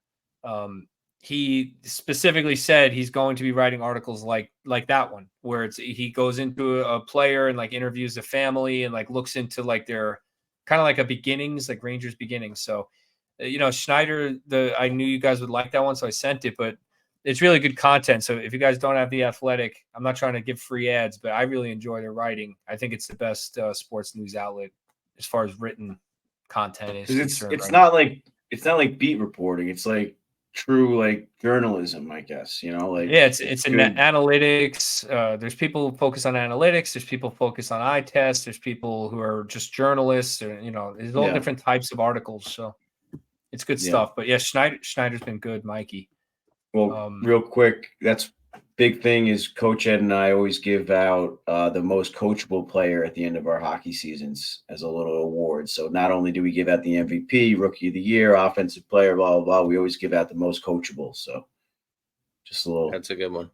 Peek behind our curtain. Another one. And yeah, I like that. Just for the record, EA the PA won the Coaches Players Award when she was a freshman at Sacred Heart. There you go. Very nice. Showing character. I love that. All right. So key contributor award, I'll start it, and it's an easy transition from our Schneider conversation because I took Schneider and Jones. But Schneider was my original pick, but I put a / Jones on there because with the Trouba injury, the way Schneider has stepped up, playing with Keandre's game has improved, yes, but Schneider has just really taken a step in the time, and he's really shown. I think he's shown the Rangers that he could be a top 4D right now, right? So, and he's 22 years old. So to have that in your third pair, and just the absence of Trouba, Schneider's kind of mitigated that. And I added Jones because I thought they were going to put Ruedel in when Trouba went out, but they put Jones in. They said he's been working hard in practice, and I really noticed a difference. He made a couple good plays on the boards. He's pinching, opportunistically and smartly. He's not hesitating in the neutral zone. He's really moving his feet. He moves the puck. I really like the kid's game. I do agree with Coach. He's small, but I think the Schneider-Jones combo has really stepped up with Trouba being out. Coach, who you got? I went with Jonesy, and I pointed it out to Joey the historian today that you watch Keandre making plays. He makes those good pinches, and he makes like those interceptions in the neutral zone. But more often than not, nothing comes of it. You watch Jones do it. Jones does it, makes a play, holds on to it, makes a pass, and there's a chance with it. And that's the difference. Like if you could put Jones in Keandre's body again, it'd be phenomenal. Because the kid is a very smart hockey player. Yeah, he's good. He's gonna be very good on somebody else's team for sure. Well, it just isn't gonna fit. It just isn't gonna fit in.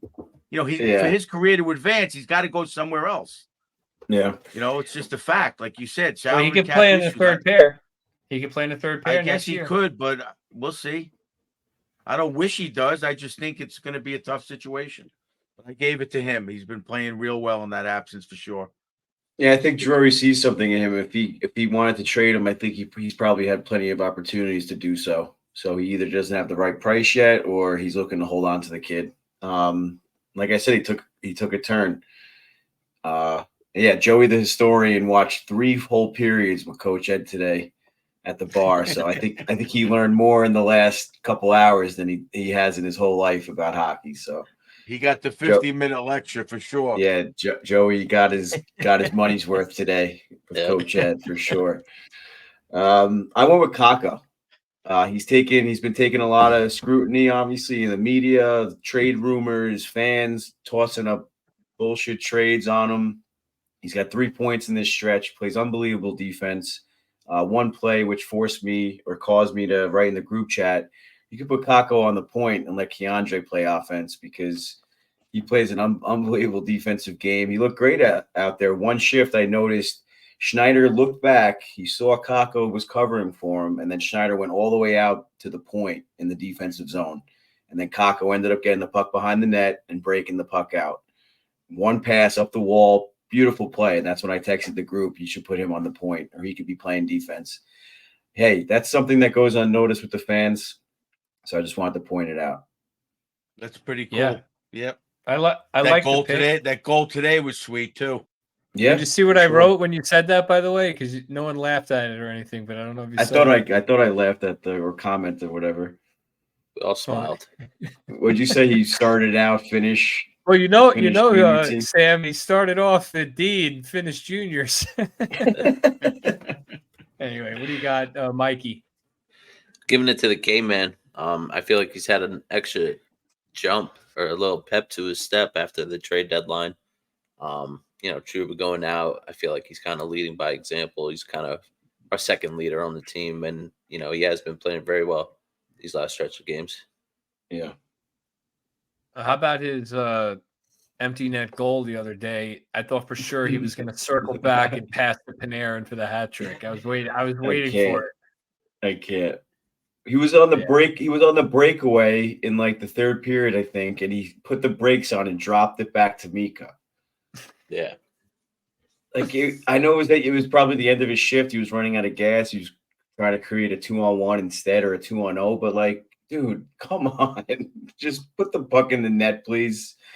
I know. It's almost like he doesn't want to score 50 again. Please. It drives me nuts, man. Let's go. What's next? All right, highlight play of the week. Well, Mikey. on the subject, all right, good. Oh no, go for it, bro. Well, I'm giving it to Zibby for his first 5-on-5 goal in 3 months. The one against the Pens was a beautiful goal, tic-tac-toe play. The whole line got involved pretty much. It was just a beautiful, 3 or 4 passes up the ice into the offensive zone, tic-tac-toe, backdoor to Zibby. It was beautiful. Yeah, it was. And it's crazy. His first 5-on-5 goal since December 27th or something. Mikey, what do you got? That was his first one? Against against New Jersey. No. Right. It wasn't his first one, second one. Yeah. Second one. Either way. I'm giving it to Trocheck's toe drag. And the pass, that was nice. Yeah, to Panarin's first goal against the Lightning. That was beautiful. That was nice. Yeah, that was nice. I went with Lindgren's pass to Cooley today. I love that pass. I don't know if you can see. The nice stretch pass. Yeah. It was was almost off sides. It was a quick head up. He saw Cooley right on his tape, right at the blue line. Perfect spot to not be off sides. Breakaway goal. Turn the tide of the game. In my opinion, made it a 2-1 game, and the Rangers didn't look back, and it was a great pass. Yeah, but Lindgren still sucks. Yeah, he sucks, and I'm glad he's out, so Rangers can get better now. Coach, what do you got? I went with the foxy little backhand against Pittsburgh when Pittsburgh took the lead, and Foxy just made that little slick move. He does that all the time. He does that a lot. That's just a beautiful little dish, man. I was watching the highlights to find my highlight reel because I forgot which goal it was or whatever, and I almost just put the Fox one instead. That was so nice.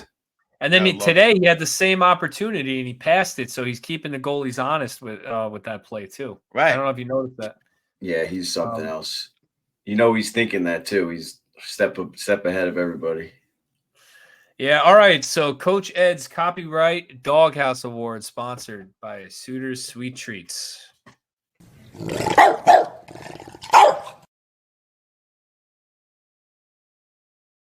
And look at Coach Ed with the tongs and the hot dog bun. It's so good. That's going to be my legacy. It's so good. Oh, man. All right. So check out Suitors Sweet Treats at suitorssweettreats.net. Use the promo code EDPOD. Get 10% off your order and a free Doghouse cookie. Check them out on Instagram as well. Suitors Sweet Treats. They are awesome. Their cookies are awesome. Mine are not eaten. They are in a shadow box on my wall in my Ranger room. You can do the same. Order specialty cookies. They do all types of cool stuff. They're amazing. And this is their favorite award. They love Coach Ed. So this is their award. They donated 2 gift baskets to our live show today to be raffled off. So 2 lucky fans went home with nice one Rangers basket and 1 Islanders themed basket. She painted all the Rangers jerseys green for St. Patrick's Day, all the Islanders jerseys. The logos were green and orange instead of red and blue. It was just unbelievable. Shout out to Meg. Like Cousin Ed said, any kind of specialty cookie you want, any custom cookie. I had a special request in my shipment. She made me a bunch of sugar-free cookies this go around. So got chocolate chip sugar-free and gluten-free. So if you're gluten and sugar-free out there, you can order those cookies as well. So tons of flavors, tons of options, and fully custom. Yeah, and they're really nice for like parties. My mother-in-law is a big soccer fan, and she likes Inter Miami. So I ordered some cookies from Meg, and they were just awesome. I mean, the cookies came, the jerseys looked perfect. There was a soccer field. She puts so much detail into it. She looks up the pictures and really does a great job. But all right, Coach Ed's Doghouse Award. Last week, Coach Ed, you had Mika Zibanejad in the doghouse. Is he finally out of the doghouse? He's been in for a while. Well, before I reveal that, I just want to shout out to Meg also, the Suda sisters. Before we went to Nationals, she actually sent me a nice little card in the mail wishing us luck. And, very thoughtful little gesture. She, like you said, attention to detail. She's thinking about that.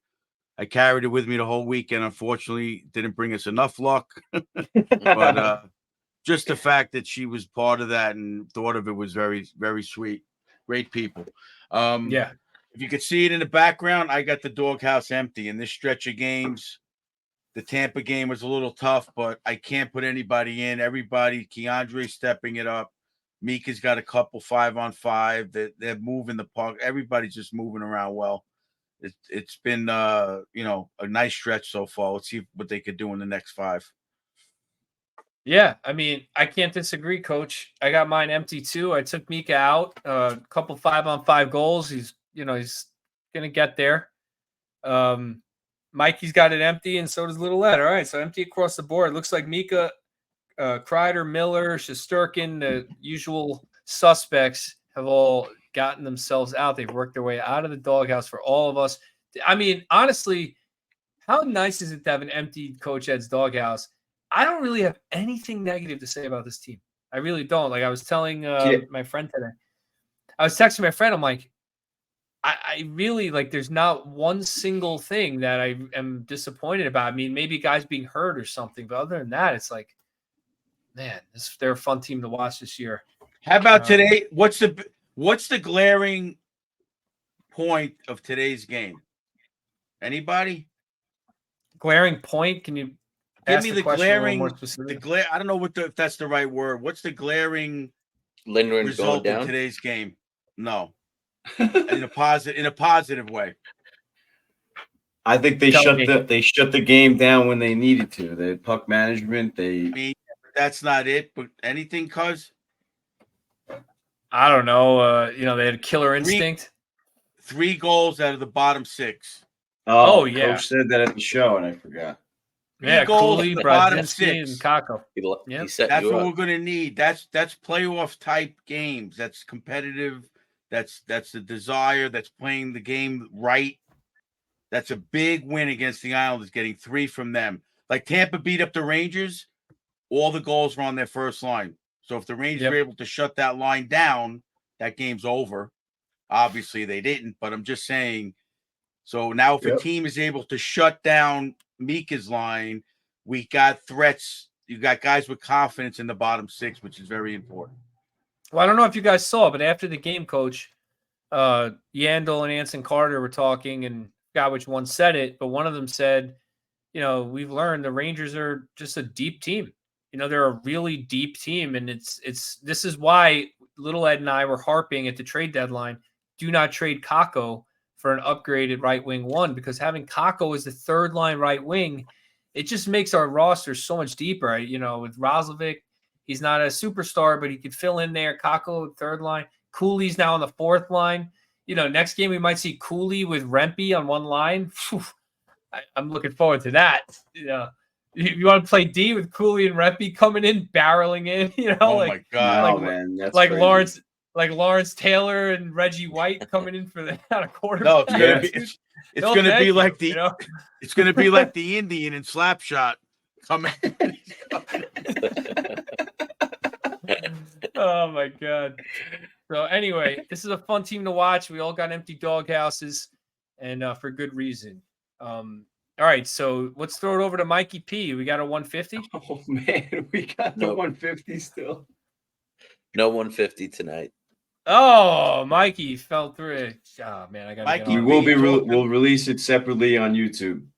Mikey okay. P talked enough. He talked enough on the trade episode with you. Yeah, you burnt them He's out. probably got I thought got laryngitis. I thought I talked too much. Now he talked too much. We're the only two talking, so of course. Everyone go check out Mikey P's new Twitter page, the Rangers Ed 150 on X, I guess, not Twitter, on X. So everyone check out for your around the league action, Mikey P or Mikey 150 at Rangers Ed 150. And yeah, check that out. And before we do the trivia, little I don't think I don't notice that your Rangers Edge shirt is green instead of blue. First of all, So was don't mine. think I didn't know it. All right, the St. Patrick's Day Rangers Ed. I like it. That's Yep. number one. And number two, I did like your little Zoolander texts Yeah, those are nice. We got to post modeling those. the new merch. Yeah, we got some new merch coming. Well, not new. I guess it's just the stuff that we always wear, but now we're making it available for the fans. And I went So down plug to that a the little beach. bit. Yeah, I went down to the beach yesterday with Lindsay, and we took some modeling photos. So to keep an eye out for on Instagram for our merch to be on sale officially. Got t-shirts, tank tops, sweatshirts. I think that's it for now, right?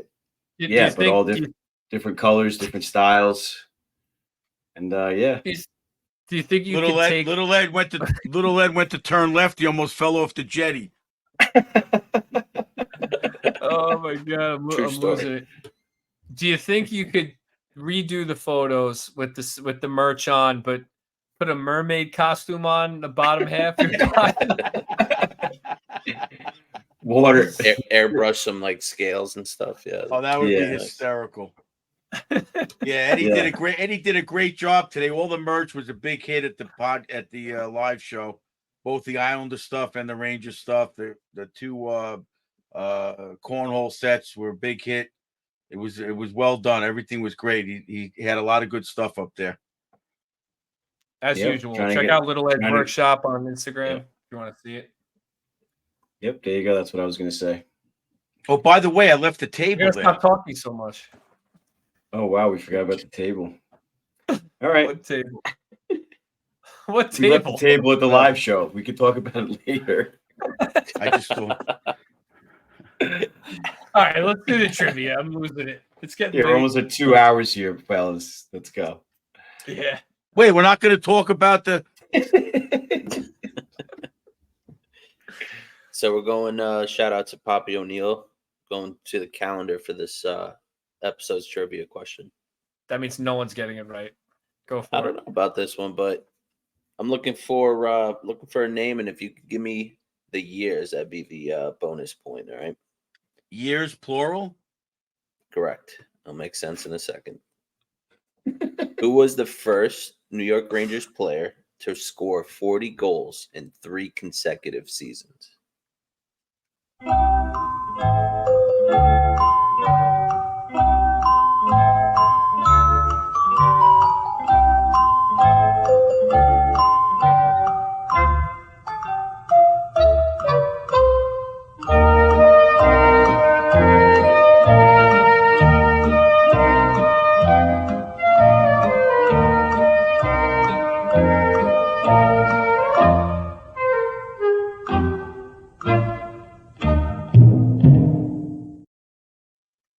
That's I don't know. 40 goals, I- 3 years in a row. He Roger was the Bay. first to do it. Coach Ed's got Gabrick, and Little Ed's putting Gobert also. Now, I'm sorry, guys. Mike Gartner. Mike Gardner Gartner. From 1990 to 93, 40 goals. Wow. And then they traded him for Glenn Anderson and won the cup. Because Messier said he wasn't a playoff type player. Yeah. There you go. Trading Yeah. away a 40-goal scorer. And they still won the cup. I mean, Yeah. the amount of Crazy. talent they traded that year. All right, well, we got a tough week ahead, boys. Winnipeg Jets on Tuesday, Boston on Thursday, Panthers on Saturday, and then a couple days off finally before they play Philadelphia and Colorado. So 5 straight playoff type matches, and then they finish the month of March with Arizona. We'll be back next week to talk about the 3 games that are on this week: Winnipeg, Boston, Florida. Let's see if we can keep the good vibes going. Hopefully we get good news on Ryan Lindgren. And that's it, boys. Good episode. And we'll be joined by double defense next week. So I think the ladies over there will definitely be bringing the good vibes. So that'll be a fun episode. Now it's long overdue. They had us on their show not too long ago, so we've been trying to schedule it. So we're excited to have them on. And real quick, before I forgot to mention this for the Stony Brook, we're having a prospect skate at the end of the month, March 25th. So if you know anybody interested in going to Stony Brook, they're not really sure, they want to come check out the team, skate with us for an hour and a half, it's going to be March 25th at 8 p.m. at the rinks in Hop Hog. So, yeah, if you got a player in high school that's thinking about coming to Stony Brook, applied to the school already, got in, all that good stuff, and you just need that final push, you got to meet Coach Ed in person to see what the team's all about, come down to the prospect skate. We will be glad to have you, and we're going to have some fun. And you can check out to see what the team's all about and see what the talent's like. So come on down. Yes, sir. Also, happy birthday to me. My birthday's tomorrow. So happy birthday Happy to me, birthday, guys. cousin Ed. I was going to Yeah, whenever surprise one. you with the Instagram post, but you had to just wish yourself a happy birthday, but fine. Hey, happy Now birthday you're to not me. getting you're not getting the Instagram post. It's an hour No, away. It's close enough. Coach Ed was nice enough to give me my gift on time this year before the Tampa game. So I appreciate that, Coach, although you didn't have to do that. But, yeah, hopefully the Rangers keep winning. That's the only gift I want is the Rangers win the Stanley Cup. I wish for it every freaking year when I blow the candles out. It's got to work one year. Wish.